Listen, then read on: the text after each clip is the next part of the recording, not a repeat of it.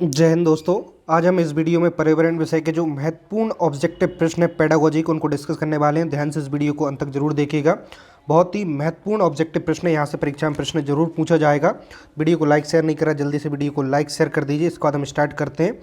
देखिए दोस्तों, पहला क्वेश्चन आपके सामने यहाँ पर है कि पर्यावरण अध्ययन की अवधारणा, आवश्यकता एवं महत्व। ठीक है, इस हेडिंग से कैसे क्वेश्चन बन सकते हैं ध्यान से देखना, हम यहीं पे डिस्कस करने वाले हैं। तो आपकी 4 से 5 वीडियोज़ में जो पेडागोजी है पर्यावरण की, उसके एमसीक्यूज़ जो बहुत ही महत्वपूर्ण है वो मैं यहाँ पे आपके लिए बताने वाला हूँ। थोड़ा सा एनर्जी डाउन है, लेकिन आप ध्यान से समझेंगे तो आपको बराबर समझ आएगा। पहले क्वेश्चन की ओर बात करते हैं। पर्यावरण अध्ययन के अंतर्गत निम्नलिखित में से किस विषय का अध्ययन किया जाना चाहिए। अब देखिए दोस्तों, हम थोड़ा सा यहाँ पे समझने की कोशिश भी करेंगे जिससे कि आपको सीधा याद ही हो जाए। देखिए, पर्यावरण अध्ययन के अंतर्गत क्वेश्चन पूछा, निम्न में से किस विषय का अध्ययन किया जाना चाहिए। भूगोल का अध्ययन, स्वास्थ्य और पोषण का अध्ययन, जीव विज्ञान का और सभी। तो हमने पर्यावरण विषय को कंप्लीट ही पढ़ लिया है। तो हम जैसा कि जानते हैं कि पर्यावरण में भूगोल भी आ जाती है, स्वास्थ्य और पोषण भी आ जाता है और जीव विज्ञान भी आ जाती है। तो इसका उत्तर क्या होगा दोस्तों? उत्तर होगा डी। समझ में आ गया? बस इसी तरीके से आपको याद रखना है और परीक्षा में ऐसा ही प्रश्न आएगा। अगले प्रश्न की ओर हम आगे बढ़ते हैं। अगला प्रश्न देखिएगा ध्यान से। पर्यावरण अध्ययन के संदर्भ में निम्नलिखित में से कौन सा कथन सत्य नहीं है, यानी कि इसमें से एक कथन सत्य नहीं है, उसे हमें देखना है। तो ध्यान से समझना। पहला है कि पर्यावरण अध्ययन के अंतर्गत मुख्य रूप से जलमंडल का अध्ययन किया जाता है। देखिए, हमें पता है कि मुख्य रूप से जलमंडल का अध्ययन नहीं किया जाता है, लेकिन पर्यावरण के अंदर इसको शामिल किया जाता है। तो ये सत्य कथन हमारा यही होगा कि जो ये सत्य कथन नहीं है बताना। तो ये वाला हमारा बिल्कुल सत्य नहीं है, क्योंकि यहाँ कह रहा मुख्य रूप से पर्यावरण अध्ययन पर्यावरण में जल मंडल का अध्ययन किया जाता है, जबकि हमें पता है पर्यावरण में हम पेड़ पौधे, जल, पृथ्वी सभी का अध्ययन करते हैं। बाकी तीनों राइट होंगे, इसको पढ़ लेते हैं। पर्यावरण अध्ययन का संबंध मानव स्वास्थ्य से भी होता है। ठीक है। पर्यावरण अध्ययन की शिक्षा की शुरुआत प्राथमिक कक्षा से होनी चाहिए, ये भी सही बात है। पर्यावरण अध्ययन की शिक्षा वर्तमान स्थितियों को देखते हुए अनिवार्य होना चाहिए, यानी कि ये तीनों कथन सही हैं। और यहाँ पर असत्य कथन बताना आती है। असत्य कौन सा हो गया दोस्तों? यहाँ पर पहला वाला। बस ऐसे ही प्रश्न आएंगे आपकी परीक्षा में। थोड़ा सा ध्यान से वीडियो को पूरा देखना और वीडियो को लाइक शेयर नहीं करा, जल्दी से वीडियो को लाइक शेयर कर दीजिए। चलिए दोस्तों, हम आगे बढ़ते हैं अगले प्रश्न की ओर। पर्यावरण अध्ययन के शिक्षण के संदर्भ में निम्नलिखित में से क्या महत्वपूर्ण है। तो क्या महत्वपूर्ण है, इसके विषय में हम बातचीत करते हैं। देखिए, पहला है, इसको एक एक करके हम ध्यान से समझ रहे हैं, इसलिए हमें थोड़ा समय लग सकता है, लेकिन आपको प्रश्न यहीं पे समझ आ जाएंगे। देखिए, पहला कह रहा है कि विषय वस्तु का चयन सामाजिक परिप्रेक्ष्य में होना चाहिए। ठीक बात है। भिन्न भिन्न विषयों का एकीकरण होना चाहिए। पाठ्यक्रम द्वारा छात्रों के सामाजिक, भावनात्मक तथा आध्यात्मिक पक्षों के विकास पर बल दिया जाना चाहिए। और डी कह रहा है उपरोक्त सभी। तो इसका उत्तर क्या होगा दोस्तों? फिर से प्रश्न को समझ लीजिए। पर प्रश्न कह रहा है पर्यावरण अध्ययन के शिक्षण के संदर्भ में निम्नलिखित में से क्या महत्वपूर्ण है। तो पर्यावरण के जो शिक्षण है, टीचिंग, उसमें सभी महत्वपूर्ण है। हमने इसको समझ लिया, तो आपको उत्तर लगाना, उत्तर डी। ठीक है। आगे हम बढ़ते हैं। देखिए, बहुत ही अति महत्वपूर्ण प्रश्न है। यहाँ से सी टेट हो, यूपी टेट हो या फिर एमपी टेट, सभी टीचिंग एग्जाम में पेडागोजी के क्वेश्चन पूछे जाते हैं। तो पर्यावरण की पेडागोजीज को देख रहे हैं। और चूंकि मैं आज आपके लिए बाल विकास की क्लास कराने वाला था, तो लेकिन किसी कारणवश, यानी कि तबीयत मेरी डाउन होने के कारण नहीं हो पाई, तो मैंने सोचा आपके लिए जो पर्यावरण की महत्वपूर्ण एमसीक्यूज़ है पेडागोजी को, वो आपके साथ डिस्कस करते हैं, जिससे कि आपका क्लास बिल्कुल ही मिस ना हो। चलिए हम बात करते हैं आगे। पर्यावरण अध्ययन का बालक के भविष्य से क्या संबंध है। देखिए, पर्यावरण जो स्टडी है, इससे बालक के फ्यूचर के विषय में क्या संबंध हो सकता है। तो हम बात करते हैं यहाँ पर, बालक भविष्य में एक व्यक्ति के रूप में अपने पर्यावरण में ही जीवन यापन करेगा। ये सही बात है। जो बालक है वो भविष्य में कैसा एक व्यक्ति बनेगा और पर्यावरण में ही जीवन यापन करेगा। तो ये काफ़ी महत्वपूर्ण है। तो आगे देखें, आगे प्रश्न है। देखिए, यही वाला हमारा उत्तर राइट होगा। पर्यावरण अध्ययन का बालक के भविष्य से क्या संबंध है। तो बिल्कुल ये बात सही है। तो इसको हम उत्तर लगा लेते हैं। बाकी और ऑप्शन भी देख लेते हैं। और ऑप्शन इसके क्या कह रहा है, पर्यावरण के ज्ञान के बाद बालक भविष्य में इसका दोहन अच्छी तरह से कर पाएगा। दोहन मतलब इसको खपत कर पाएगी, बात बिल्कुल गलत है। बालक भविष्य में इसी क्षेत्र में रोजगार प्राप्त करेगा, ये भी बिल्कुल गलत है। हो सकता है किसी और क्षेत्र में रोजगार प्राप्त करे। बालक के भविष्य में पर्यावरण का कोई संबंध नहीं। तो दोस्तों देखिए, तीनों यहाँ पे हमारे गलत होंगे। पहला वाला उत्तर सही होगा, हमने देख लिया। अगले प्रश्न की ओर हम आगे बढ़ रहे हैं। किस आयु वर्ग का बालक पर्यावरण में होने वाली घटनाओं में जिज्ञासा तो अधिक रखता है लेकिन उसकी अवधारणाओं को समझने में असमर्थ होता है? यानी कि एक एज होती है जिसमें बालक पर्यावरण की जो घटनाएं होती हैं उसमें जिज्ञासा इंटरेस्ट तो बहुत रखता है, क्या हो रहा है क्या नहीं हो रहा, लेकिन उसकी अवधारणा यानी कि उसे समझने में प्रॉब्लम होती है, यानी सही से वो क्लियर समझ नहीं पाता कि ऐसी घटना क्यों हो रही है। तो वो एज कौन सी होगी, ऐसा प्रश्न पूछ सकते हैं। 5 से 7 वर्ष, 1 से 2 वर्ष, 8 से 14 वर्ष, इनमें से कोई नहीं। तो दोस्तों वो उम्र होती है 5 से 7 वर्ष। इस वर्ष में जो बालक होता है पर्यावरण की घटनाओं को जानने के लिए उत्सुक होता है, लेकिन उसको वो क्लियर समझ नहीं आती, जैसे बादल क्यों बन रहे हैं, बारिश क्यों होती है ना। ऐसे क्वेश्चन आपने जरूर सुने होंगे और आपने बचपन में भी किए होंगे। आगे हम बात करते हैं अगले प्रश्न की ओर। देखिए दोस्तों, अगला प्रश्न है हमारा, तीसरी कक्षा के बच्चों को पर्यावरण की स्वच्छता से संबंधित शिक्षा प्रदान करने का सबसे अच्छा तरीका क्या हो सकता है? क्या हो सकता है? चलिए दोस्तों, देखिए थोड़ी सी चाय थी वो ठंडी हो गई है, लेकिन कोई बात नहीं। चलिए बढ़ते हैं यहाँ पे प्रश्न की ओर। थोड़ा सा प्रॉब्लम है वीडियो में, चलिए ठीक है। तीसरी कक्षा का जो बच्चा है पर्यावरण की जो स्वच्छता होती है उससे संबंधित शिक्षा प्रदान करने का सबसे अच्छा तरीका क्या हो सकता है? यानी कि तीसरी कक्षा का स्टूडेंट है उसको किस प्रकार से एनवायरनमेंट की शिक्षा हम स्वच्छता के विषय में दे सकते हैं। तो यहाँ पे हम देखते हैं कि ऑप्शन क्या है कि स्वच्छता पर व्याख्यान देना यानी भाषण देना, ये सही नहीं होगा। स्वच्छता के लाभ की शिक्षा देने वाली एक कहानी सुनाना, यानी कि स्वच्छ रहना चाहिए इससे कुछ लाभ होगा, ये सही होगा? नहीं होगा। सही क्या होगा? बच्चों के शरीर एवं उसके परिवेश को स्वस्थ रखते हुए उनमें स्वच्छता संबंधी आदतों का विकास करने संबंधी विभिन्न गतिविधियों में संलिप्त, यानी उसको शामिल करना, यानी कि उत्तर सी वाला सही होगा। डी वाला भी देख लेते हैं हम कि स्वच्छता पर व्याख्यान देने के बाद इसके लाभ की शिक्षा देने वाली कहानी सुनाना। तो ये कोई भी तरीका नहीं है जो तीसरी कक्षा का बालक उसको पर्यावरण की जो में स्वच्छता जो सब्जेक्ट है उसको पढ़ाने का। सबसे अच्छा तरीका है जो हमने सी वाला ऑप्शन में देखा कि बच्चे के शरीर और उसके परिवेश को स्वच्छ रखने के लिए उसमें स्वच्छता की जो आदत होती है वो डेवलप करना चाहिए और उनको उन सारी एक्टिविटीज़ में शामिल करना चाहिए। चलिए हम आगे बढ़ते हैं। बहुत ही महत्वपूर्ण प्रश्न है, ध्यान से देखना, आपको यहीं पे याद हो जाएंगे। बस ज़्यादा आपको अब समय नहीं है तो अब बिल्कुल जो फैक्ट है उसी पे ध्यान दीजिएगा। और चूंकि आज मैं बाल विकास की क्लास करने वाला था लेकिन किसी कारण नहीं हो पाई, जैसे कि मैं वीडियो में डिस्कस भी कर ली है, लेकिन इसके बाद आपके लिए चाइल्ड डेवलपमेंट की क्लास रेगुलर मिलेंगी। बीच बीच में जब मुझे ऐसा लगेगा तो मैं आपके लिए जो पर्यावरण की पेडागोजी उसके MCQs कंटिन्यू कर दूँगा। ठीक है, 4 से 5 वीडियोज़ में कम्प्लीट हो जाएगा। निम्नलिखित कथनों में से कौन सा कथन सही है? तो सही कथन हमें बताना है। पर्यावरण मनुष्य के जीवन व उसकी क्रियाओं पर प्रभाव डालता है। ठीक है, कथन सही बताना है ना। तो यहाँ पे हमें देखिए, पर्यावरण मनुष्य के जीवन और उसकी क्रियाओं पर प्रभाव डालता है, सही बात है। पर्यावरण अध्ययन को प्राथमिक स्तर से ही पढ़ाया जाना चाहिए, ये भी बिल्कुल सही है, प्राइमरी लेवल से। सी कह रहा A और B दोनों, तो सी वाला उत्तर सही होगा। देखिए इतना कठिन विषय नहीं है, बस हम इसे अच्छे से पढ़ते नहीं हैं तो दोस्तों हमें दिक्कत होती है। चलिए हमें भी यहाँ पे थोड़ी सी दिक्कत आ जाती है वीडियो में, चलिए इसको ठीक करते हैं। देखिए थोड़ी सी दिक्कत हो रही है लेकिन ठीक है, एक सेकेंड। चलिए अब हम आगे बढ़ते हैं। देखिए आगे अगला प्रश्न की ओर आगे बढ़ते हैं। अगला प्रश्न है यहाँ पे, देखिएगा अगला प्रश्न थोड़ा सा यहाँ पे। चलिए देखिए दोस्तों, थोड़ी सी दिक्कत आती है, हमारे पास उतनी इक्विपमेंट टेक्नोलॉजीज अभी नहीं है, लेकिन आपका सपोर्ट साथ रहा तो हम सब एकदम ठीक कर लेंगे। लेकिन आप क्वेश्चन की ओर ध्यान से समझिएगा। निम्नलिखित कथनों में से कौन सा कथन सही है? सही कथन हमें छांटना है। पर्यावरण अध्ययन के अंतर्गत मुख्य रूप से जैव मंडल का अध्ययन किया जाता है। ठीक है, थोड़ा सा ब्लर है, समझ लेना। जैव मंडल का अध्ययन किया जाता है, हमें सही कथन बताना है। तो जैव मंडल का अध्ययन पर्यावरण के अंदर किया जाता है, सही बात है। पर्यावरण संबंधित अच्छी आदतों के विकास का प्रयास बाल्यकाल से ही प्रारंभ कर देना चाहिए, ये भी सही बात है। पर्यावरण की जो अच्छी आदत है, हैबिट है, बच्चों में बचपन से बाल्यकाल से ही वो हैबिट डेवलप या प्रारंभ कर देनी चाहिए। पर्यावरण समस्याओं की जटिलता के समस्या समाधान के लिए आवश्यक है। पर्यावरण की जो समस्या है इनकी जटिलता के समस्या समाधान के लिए आवश्यक है, ये भी बिल्कुल सही बात है। तो उत्तर होगा हमारा डी वाला। बस इस प्रकार से आपको बनाना है। चलिए आगे बढ़ते हैं। आगे देखिए अगला प्रश्न है हमारा, पर्यावरण अध्ययन की प्रकृति किसका समर्थन नहीं करती।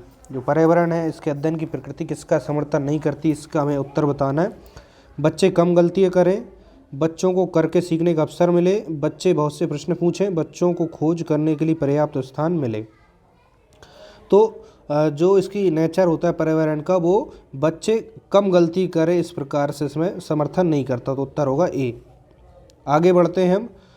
आगे है दोस्तों कि एक अशांत प्राकृतिक व सामाजिक वातावरण अक्सर तनाव का कारण होता है। आपने ऐसा देखा होगा कि अशांत प्राकृतिक वातावरण है या सामाजिक जो सोशल एनवायरनमेंट है वो अक्सर स्ट्रेस तनाव का कारण बनता है दोस्तों। तो आजकल बहुत ज़्यादा स्ट्रेस हर व्यक्ति को हो रहा है, तो आप चिंता मत करिए, एग्ज़ाम ठीक है, क्वालिफाई हो अथवा ना हो, आप अपनी मेहनत कीजिए, बाकी बिल्कुल भी स्ट्रेस मत लीजिए। भौतिक संबंधों से, मानवीय संबंधों से, आर्थिक संबंधों से इनमें से कोई नहीं, तो उत्तर होगा मानवीय कारणों से, यानी कि इंसान की ही जो गलती है उन्हीं की वजह से एक तो अशांत वातावरण ही बन रहा है और सामाजिक वातावरण, ठीक है, जो अशांत, एक तो प्राकृतिक जो नेचर है और दूसरा सोशल जो हमारा एनवायरनमेंट है, दोनों स्ट्रेस के काफ़ी ज़्यादा कारण बन रहे हैं। आगे बढ़ते हैं हम। आगे समेकित एकीकृत पर्यावरण अध्ययन, इस हेडिंग से कैसे प्रश्न आएंगे। निम्नलिखित में से कौन सा पर्यावरण अध्ययन का एक उप विषय माना जाता है। देखिए पर्यावरण विषय का एक उप विषय भी माना जाता है किसको, भूगोल को, भौतिक विज्ञान को, रसायन विज्ञान को और ये सभी। तो इन सभी को क्या मानते हैं, पर्यावरण विषय का ही उप विषय, यानी कि इसका अंदर ही पढ़ते हैं। पर्यावरण विषय के अंदर भूगोल को ही पढ़ लेते हैं, भौतिक विज्ञान, रसायन विज्ञान सभी को पढ़ लेते हैं, इसलिए इसको उप विषय भी माना जाता है। ठीक है, पर्यावरण विषय के उप विषय माने जाते हैं सारे। अगला प्रश्न है हमारा, समेकित पर्यावरण अध्ययन के संबंध में निम्नलिखित कथनों में से कौन सा सही है। तो सही कथन हमें बताना है दोस्तों। तो यहाँ पे कौन सा सही कथन होगा देखना। सही कथन की हम यहाँ पे बात करें, एक सेकेंड, ठीक।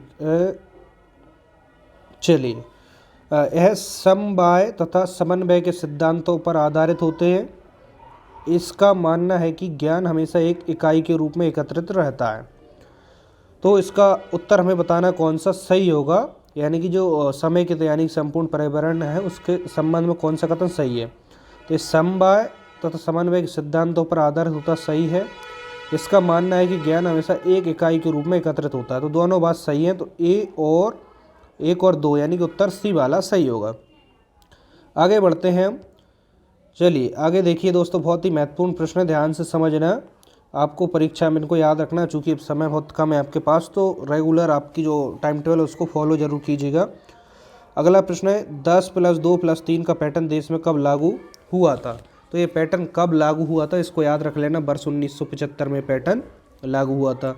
आगे हम बात करते हैं। आगे देखिए अगला प्रश्न है, प्राथमिक स्तर पर विज्ञान व सामाजिक विज्ञान को एक ही विषय यानी कि पर्यावरण अध्ययन के अंतर्गत पढ़ाया जाता है। यह विज्ञान शिक्षण का खालिस्तान है। क्या है, अध्यापक केंद्रित अध्ययन, अनुशासनिक अध्ययन, एकीकृत अध्ययन और सामान्य अध्ययन। तो दोस्तों ये एकीकृत अध्ययन होता है जिसमें कि प्राइमरी लेवल पर हम देखते हैं कि जो हमारा पर्यावरण होता है उसी में विज्ञान, समाज विज्ञान, इन सब विषयों को पढ़ते हैं। इसके बाद प्राइमरी लेवल के बाद जैसे आगे जाते हैं तो साइंस अलग हो जाती है, सोशल साइंस अलग हो जाती है, लेकिन इसका उत्तर होगा जो एक ही में शामिल करके पढ़ाया जाता है उसको एकीकृत अध्ययन कहा जाता है, सी वाला उत्तर। आगे अगला प्रश्न की ओर आगे बढ़ रहे हैं हम। अगला प्रश्न है कि एकीकृत पर्यावरण अध्ययन के विषय में कौन सा कथन सही है। ठीक है, कौन सा कथन सही होगा, एकीकृत यानी जिसमें एक ही विषय में कई सारे विषय शामिल होते हैं, जैसे कि पर्यावरण की बात कर ली हमने। इसमें कौन सा कथन सही है उसका उत्तर हमें बताना है। इसमें अलग अलग विषयों के शिक्षण के स्थान पर सभी विषयों के सम्मिलित स्वरूप के शिक्षण पर बल दिया जाता है। ठीक है, आगे बढ़ते हैं और ऑप्शन देखते हैं इसके। दूसरा कह रहा है एकीकृत अध्ययन व्यवहारिक ज्ञान पर भी बल देता है। ठीक है, अगला है यह अध्ययन छात्रों के साथ साथ शिक्षकों के लिए भी उपयोगी होता है। बिल्कुल सही बात है, तो इसका उत्तर होगा डी वाले, यानी कि सारे कथन सही हो गए। अगले प्रश्न की ओर बढ़े। इसमें सुमेलित करना है यानी कि मिलान करना है। तो मिलान करने में क्या होता है, एक ही में कई सारे उत्तर पता होने चाहिए, एक ही प्रश्न ऐसे पूछ लिया जाता है। मैं यहाँ पे मिलान कर रहा हूँ, कोर्ट में आप देखकर आंसर मुझे कमेंट्स में बताना। तो यहाँ पे देखना कोठारी आयोग, तो कोठारी आयोग को हम मिला दें, वर्ष 1964 इसका गठन हुआ। बाकी बेसिक शिक्षा की बात करें तो बेसिक शिक्षा वर्ष 1937 और बाकी पर्यावरणीय शिक्षा बचा 1930। इसको डायरेक्ट याद रख लेना, कौन सा उत्तर है नीचे आप मुझे कमेंट्स में बताइएगा, ठीक है। चलिए अब हम आगे बढ़ते हैं अगले प्रश्न की ओर। अगला प्रश्न कह रहा है दोस्तों कि एकीकृत अध्ययन के अंतर्गत पाठ्यक्रम निम्न में से किस सिद्धांत पर आधारित होना चाहिए। तो किस सिद्धांत पर आधारित होना चाहिए, यहाँ पे देखिए, जीवन केंद्रित सिद्धांत पर, व्यवहारिक पक्ष के सिद्धांत पर और विषयों की समन्वित इकाई के सिद्धांत पर। तो इनमें से कौन सा उत्तर सही है वो आपके लिए बताना है। देखिए एकीकृत अध्ययन की अभी हमने बात करी, एक ही सब्जेक्ट में कई सारे सब्जेक्ट को मिलाकर पढ़ाया जाता है, जैसे कि एनवायरनमेंट स्टडीज़, पर्यावरण की बात करें तो उसमें भूगोल, साइंस इत्यादि विषय आ जाते हैं। तो यहाँ पर बात करी कि पाठ्यक्रम निम्न के सिद्धांत पर सिद्धांत पर आधारित होता है, यानी जीवन केंद्र सिद्धांत पर होता है, सही बात है। व्यवहार जो हमारा स्केल है वो बड़े, व्यवहारिक पक्ष, ये भी सही है। सभी विषयों को समन्वित करके एक इकाई के रूप में पढ़ाया जाए, ये भी सही बात, उत्तर होगा डी वाला। आगे हम बढ़ते हैं अगला प्रश्न की ओर। देखिए मोस्ट आईएमपी प्रश्न है दोस्तों, यहाँ से आपके प्रश्न परीक्षा में जरूर पूछे जाएंगे, तो ध्यान से देखना और समझना। देखिए आगे हम बढ़ते हैं, यहाँ पे अगला प्रश्न है हमारा, अगला प्रश्न है पर्यावरण अध्ययन को प्राथमिक स्तर के पाठ्यक्रम में शामिल करना क्यों आवश्यक है। देखिए पर्यावरण को प्राइमरी लेवल का जो सिलेबस होता है उसमें शामिल करना क्यों आवश्यक है, इसके विषय में हम देखते हैं। देखिए बालक को पर्यावरण की अवधारणाओं को समझने के लिए प्राथमिक स्तर पर इसे पाठ्यक्रम में शामिल किए जाना चाहिए, सही बात है, क्योंकि वो समझ पाए कि पर्यावरण होता क्या है। बालक पर्यावरण से संबंधित प्रश्नों के सही उत्तर दे सके, इसके लिए आवश्यक है कि इसे प्राथमिक स्तर पाठ्यक्रम शामिल किया जाए, ये भी सही बात है। आगे हम बढ़ते हैं, तीसरा क्या कह रहा है कि पर्यावरण की शिक्षा यदि प्राथमिक स्तर से ही दी जाए तो वे आगे चलकर इस क्षेत्र में रोजगार प्राप्त कर सकते हैं। दोस्तों थोड़ा सा मैंने क्वेश्चन गलत पढ़ दिया है, मैं एक सेकेंड थोड़ा सा रुकिए, इसमें प्रश्न फिर से देखता हूँ। प्रश्न क्या कह रहा है, पर्यावरण अध्ययन को प्राथमिक स्तर के पाठ्यक्रम में शामिल क्यों करना चाहिए। अच्छा, इसमें ऐसी पूछ रहा है कि जो प्राइमरी लेवल है उसमें पर्यावरण को क्यों शामिल करना चाहिए, इस रीज़न से आंसर आपको बताना है। देखिए परीक्षा में ऐसा आपसे गलती कर सकते हैं, थोड़ा सा प्रश्न ध्यान से पढ़ लें, आपको हर एक चीज़ से सीखने मिलता है। अभी आपको मेरी गलती से आपको सीखने मिल गया होगा कि प्रश्न सही नहीं पढ़ेंगे तो आप उसको उत्तर नहीं बता पाएंगे। तो प्रश्न समझ में आ गया कि इन्वायरमेंट जो स्टडीज़ है सब्जेक्ट, इसको प्राइमरी लेवल के पाठ्यक्रम शामिल क्यों करना आवश्यक है। तो सबसे महत्वपूर्ण इसमें क्या है, देखिए सबसे हम 3 ऑप्शन पढ़ चुके हैं। चौथा है इसका कि बच्चों में अच्छी आदतें डालकर उन्हें पर्यावरण संरक्षण के प्रति सजग बनाए रखने के लिए प्राथमिक स्तर पर ही पर्यावरण की शिक्षा प्रारंभ करनी चाहिए। तो ये वाला उन तीनों की अपेक्षा सबसे सटीक आंसर है, तो उत्तर होगा डी। ठीक है, यहाँ से गलती मत करना, इस प्रकार की गलती आप कर सकते हैं तो आपको एक यहीं पे एग्जाम्पल ही मिल गया। ठीक है, तो सबसे गलतियाँ होती हैं, मुझसे भी होती हैं, आपसे भी हो सकती हैं, तो गलती जो कम करेगा परीक्षा में वो सफल होगा। बाकी अब MCQs की ज़्यादा से ज़्यादा प्रैक्टिस ज़रूर करना, और मैं जैसे ही वीडियो हो जाएगी तो कोशिश भी करूँगा इस PDF को आपके जो टेलीग्राम चैनल है उस पर डाल दूँगा, तो उसकी लिंक नीचे डिस्क्रिप्शन में ज्वाइन कर लेना।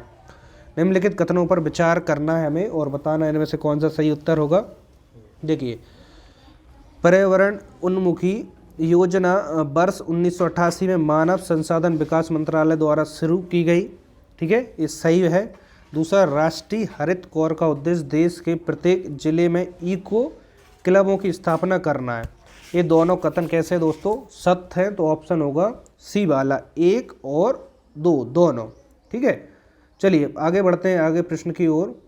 देखिए थोड़ा सा आपको दिक्कत आए तो कमेंट्स कर देना, मैं इसकी PDF भी आपके लिए डाल दूंगा, तो बाकी आपको समझ आ रहा होगा। और आपको थोड़ी सी वीडियोस में दिक्कत आ रही हो तो आप सेटिंग में जाएंगे, 480p पर इसको सेट कर लें तो आपको थोड़ी सी वीडियो और क्लियर दिखने लगेगी, या फिर 720p जिसको HD भी कहते हैं उस पर भी सेट कर सकते हैं जहाँ आपको दिक्कत आए। ठीक है, चलिए आगे हम बात कर रहे हैं अगले प्रश्न की ओर। प्राथमिक कक्षाओं में पर्यावरण अध्ययन पढ़ाने के लिए निम्नलिखित में से कौन सा उद्देश्य संबंधित नहीं है। और जो प्राइमरी कक्षा है उनमें पर्यावरण अध्ययन पढ़ाते हैं तो उनमें कौन सा एक जो उद्देश्य है वो संबंध नहीं रखता, उसके विषय में हमें यहाँ पे बताना है। वो उत्तर होगा विज्ञान के आधारभूत प्रत्ययों और सिद्धांत को रटकर याद कर लेना, देखिए विज्ञान को हम रट नहीं सकते, उसके सिद्धांतों को समझ ही सकते हैं, तो उत्तर हमारा यही संबंध नहीं होगा, तो यही वाला आंसर हो गया। बाकी पर्यावरण को खोजने का अवसर प्रदान करना सही बात है। अवलोकन, मापन, भविष्य कथन और वर्गीकरण जैसे कौशलों का विकास करना सही है। भौतिक और सामाजिक परिवेश के प्रति संवेदनशीलता विकसित करना ये भी सही है। तो हमारा ए वाला जो है वो सटीक नहीं बैठ रहा है यहाँ पे कि रट कर किसी चीज़ को याद करना, तो साइंस को समझना होती, रटना किसी भी सब्जेक्ट को नहीं होता। ठीक है, अगले प्रश्न की ओर हम आगे बढ़ रहे हैं। देखिए अगला प्रश्न है हमारा कि निम्नलिखित में से कौन प्राथमिक स्तर पर पर्यावरण अध्ययन की एक अवधारणा नहीं है। प्राइमरी लेवल पर जो पर्यावरण है उसकी एक अवधारणा नहीं है, तो कौन सी अवधारणा नहीं है वो हमें बताना, वो हमारा उत्तर होगा। तो देखिए यहाँ पर पहला ऑप्शन कह रहा है, यहाँ पे देखिए पहला ऑप्शन क्या कह रहा है कि बालक अपने जीवन में पर्यावरण के महत्व को आत्मसात कर सके, इसके लिए आवश्यक है कि इससे संबंधित शिक्षा को प्राथमिक स्तर के पाठ्यक्रम में ही शामिल किया जाए। तो कौन सा एक अवधारणा नहीं है, नेगेटिव वाला पूछा है। ठीक है, तो ये तो सही बात है, तो ये उत्तर नहीं होगा।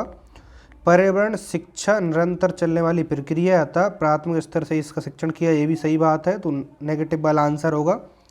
अगला है कि प्राथमिक स्तर पर पर्यावरण अध्ययन को पाठ्यक्रम में शामिल करने के फलस्वरूप ही बालक भविष्य में पर्यावरण विशेषज्ञ बनकर इस क्षेत्र में रोजगार प्राप्त कर सकेगा। देखिए ऐसा कन्फर्म नहीं है कि जिस विषय को आप पढ़ रहे हैं उसी विषय में आप रोजगार लें, तो यहाँ पर गलत होगा सी वाला। ठीक है, बाकी डी भी देख लीजिए जो कि राइट है।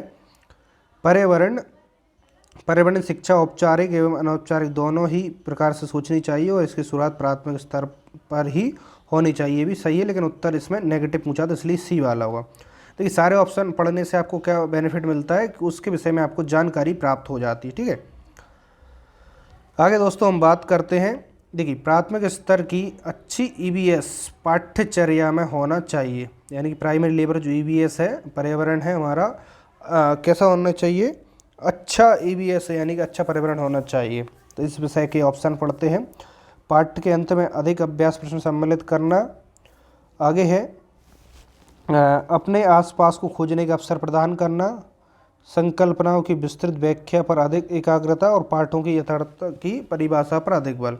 देखिए दोस्तों हम जब भी पर्यावरण पढ़ते हैं अपने आसपास की चीज़ों को अधिक खोजने का अवसर प्रदान करते हैं, वो सबसे अच्छी ईवीएस मानी जाती है, उसको पाठ्यचर्या में शामिल करना चाहिए, तो बी वाला उत्तर होगा। चलिए कुछ और महत्वपूर्ण हमारे जो प्रश्न हैं उनको जल्दी से डिस्कस करते हैं, ध्यान से देखना। बिल्कुल एक एक प्रश्न काफ़ी महत्वपूर्ण है और ईवीएस पेडागोजी की इसी प्रकार से आपको 4 से 5 वीडियोज़, हो सकता है 6-7 वीडियोज़ भी हो जाएँ, तो वो आपको मैं कोशिश करूँगा डालने की। और हमारी जो रेगुलर क्लास है बाल विकास की वो भी चलती रहेगी। ठीक है, तो वो सुबह आपके मॉर्निंग 10 बजे बिल्कुल लाइव आकर आप क्लास को अटेंड करें और इवनिंग तक जो भी सब्जेक्ट पढ़ाऊँगा उसकी PDF चैप्टर वाइज मैं टेलीग्राम चैनल पर डालता रहूँगा। ठीक है, आगे हम बात करें कि प्राथमिक स्तर पर ईवीएस की पढ़ाई का एक प्रमुख उद्देश्य है। प्राइमरी लेवल पर जो ईवीएस पढ़ते हैं एनवायरमेंटल स्टडीज़, इसका सबसे प्रमुख उद्देश्य क्या है। देखिए हम देखते हैं यहाँ पे क्या उद्देश्य होगा कि विषय की मूल संकल्पनाओं की गहन समझ विकसित करना, अगले स्तर पर अध्ययन के लिए विद्यार्थियों को तैयार करना। आगे है कि कक्षा की पढ़ाई को शिक्षार्थी के विद्यालय से बाहर के जीवन से संबंधित करने में सहायता करना। तो कक्षा होती है, कक्षा में पढ़ाई को विद्यार्थी की विद्यालय जो होता है उससे बाहर का जो जीवन उससे संबंध करना और उससे रिलेट करना ईवीएस का सबसे प्रमुख उद्देश्य होता है। कहते हैं ना किताबी कीड़े बनकर मत रह जाना, किताब से बाहर भी आपको व्यवहारिक ज्ञान लेना आवश्यक है, तो वही बात पर्यावरण में की जाती है। ठीक है, तो अगला प्रश्न आप पढ़ लेना, स्वतंत्र रूप से हस्तसिद्ध क्रियाकलाप करने का कौशल अर्जित करना। ठीक है, उत्तर हम देख ही चुके हैं कौन सा होगा।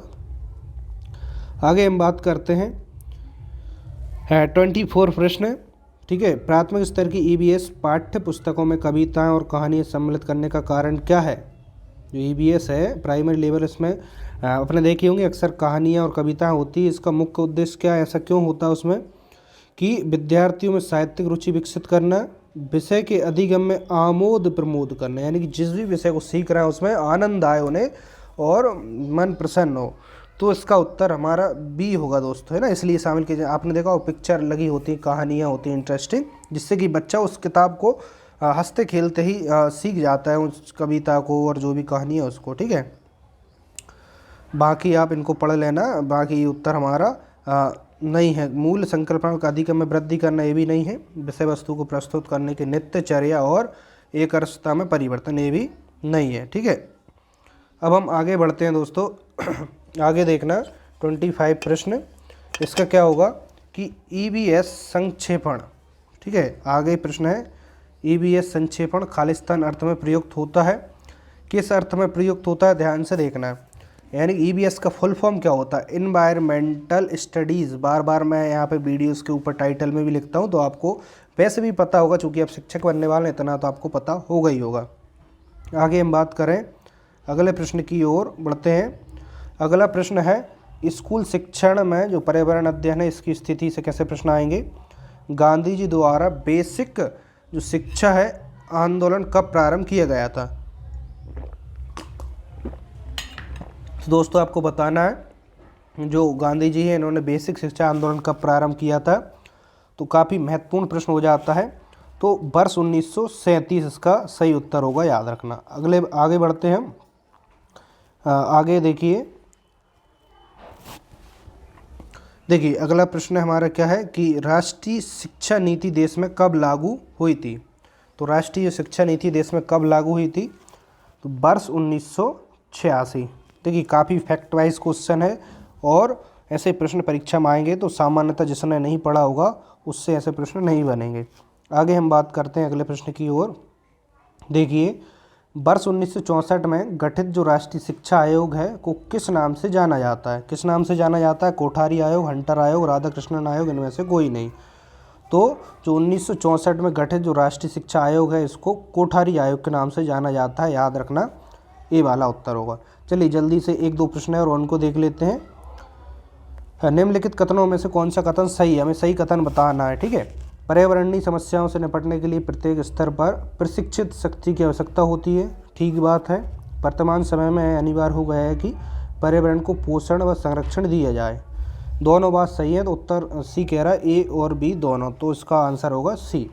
चलिए जल्दी से हम अंतिम इसके दो प्रश्न और हैं, उनको देखते हैं। फिर इसके बाद जो पर्यावरण पेडागोजी के और महत्वपूर्ण प्रश्न हैं उनको हम अगली वीडियोज़ में देख लेंगे और रेगुलर आपकी चाइल्ड डेवलपमेंट की क्लास कंटिन्यू रहेंगी। ठीक है, निम्नलिखित में से कौन सा कथन सत्य है, सत्य कथन आपके लिए बताना है। तो यहाँ पे देखिए वर्ष 1977 में ईश्वर भाई पटेल की अध्यक्षता में एक रिव्यू समिति गठित की गई थी। सत्य नहीं है। राष्ट्रीय शिक्षा नीति वर्ष 1986 में आई, ये भी कैसा है दोस्तों, सही नहीं है। कौन सा कथन सत्य है।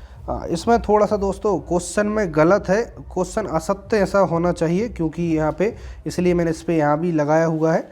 तो इसका देखिए, क्योंकि राष्ट्रीय शिक्षा नीति अभी हमने देखा 1986 में आई और ये भी सही है। तो एनसीएफ वर्ष 1998 में आई, तो इसमें कन्फ्यूज़न है। तो इसका उत्तर मेरे अकॉर्डिंग अभी सी होना चाहिए। बाकी आप इसका खुद से एक बार कन्फर्म कर लेना, है ना, क्योंकि प्रश्न में थोड़ी सी मिस्टेक लग रही है।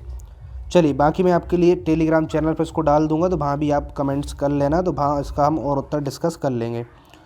आगे देखिए इसका हम आगे प्रश्न की ओर बढ़े कि निम्नलिखित में से कौन सी अंतर्राष्ट्रीय एजेंसियाँ पर्यावरणीय शिक्षा के कार्यक्रमों के लिए सहयोग देती हैं। कौन सी, यूनेस्को, यूनिसेफ, विश्व बैंक और यूनेप। तो दोस्तों जो बहुत सारी अंतर्राष्ट्रीय एजेंसी हैं जो पर्यावरण की जो एजुकेशन है उसके बहुत सारे कार्यक्रम चलाती हैं, उनमें सहयोग करती हैं, फंड भी प्रोवाइड कराती हैं, बहुत सारी चीज़ें, तो वे सभी होंगे। उत्तर होगा डी वाला। ठीक है, काफ़ी महत्वपूर्ण प्रश्न थे यहाँ पर हमने डिस्कस किए, और इससे आगे जो एमसीक्यूज़ हैं हम और डिस्कस करेंगे अगली किसी वीडियो में। और एक चीज़ और, आपकी जो रेगुलर क्लासेस हैं ईवीएस की, वो रेगुलर चलेंगी और उसको सिस्टमेटिक, जैसे हमने ईवीएस कंप्लीट पढ़ा डिटेल में, उसी तरीके से पढ़ेंगे। और जिस तरीके से जो भी होगा मैं आपके लिए समय समय पर इन्फॉर्मेशन देता रहूँगा। और हमारी जो पर्यावरण पेडागोजी उसकी इसी प्रकार से 4 से 5 वीडियोज़ और मिल जाएंगी, तो उसमें आपका कंप्लीट हो जाएगा। दोस्तों उम्मीद करता हूँ ये वीडियो आपको काफ़ी ज़्यादा पसंद आई होगी। पसंद आई तो वीडियो को लाइक कर देना, ज़्यादा से ज़्यादा शेयर कर देना, और चैनल पे पहली बार आए हो तो इस साइड आपको चैनल का ऐसा लाल कलर का बटन दिख रहा हो सब्सक्राइब कर बेल आइकन को प्रेस कर लेना। ठीक है, जिससे नोटिफिकेशन आपको समय पर मिलती रहे। और जो भी आपका डाउट होता है टेलीग्राम पर जुड़ जाना, वहाँ से आप मुझसे डायरेक्ट मैसेज के माध्यम से बातचीत कर सकते हैं, और आप यहाँ पे भी कमेंट्स करेंगे तो मैं आपका रिप्लाई करूँगा। तो दोस्तों मिलते हैं नेक्स्ट वीडियो में। आज के लिए इतना ही। जय हिंद, वंदे मातरम।